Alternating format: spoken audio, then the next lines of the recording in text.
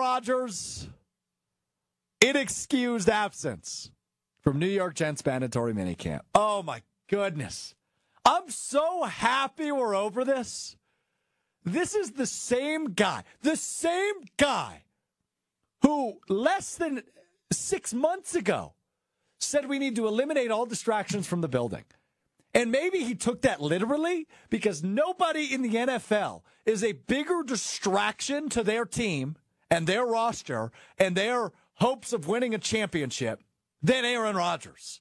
This is the same guy who 2 months ago we were discussing he may legitimately quit football to run for the vice president of the United States with RFK. This is the same guy who misses OTAs with the Packers for how many years at the end of his tenure, and then is attending OTAs, but now misses a mandatory minicamp for a quote-unquote thing that was important to him. And I don't know what that thing is. But regardless, if Robert Saleh says it's important to him, but it is an inexcused absence and he is subject to fine, that means it ain't that important to Robert Saleh. It ain't that important to the New York Jets. It isn't that important to the development of the young players on their offense. It's not that important. It's inexcused. I'm so glad we're done with this. So to go back to the Jordan Love discussion, debate, and everything we had earlier on the show, I'm so glad this is what we're talking about with Jordan Love and the Packers quarterback. We're talking about he's giving short answers at his locker. But is it more? No, it's not more. He's done talking about it. With Aaron Rodgers, is he doing ayahuasca in Peru? Is he hanging out with Miles Teller and playing guitar in Hawaii?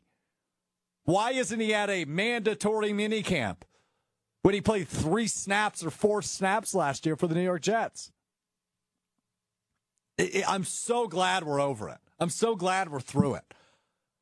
Because it's just ridiculous at this point. Ridiculous.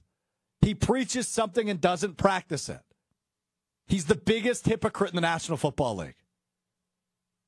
I'm so glad we don't have to talk about it anymore. I'm talking about it because I'm pointing out the differences here. The difference is Jordan Love says a few words and maybe we're blowing it out of proportion a little bit because we know he's going to get paid at some point.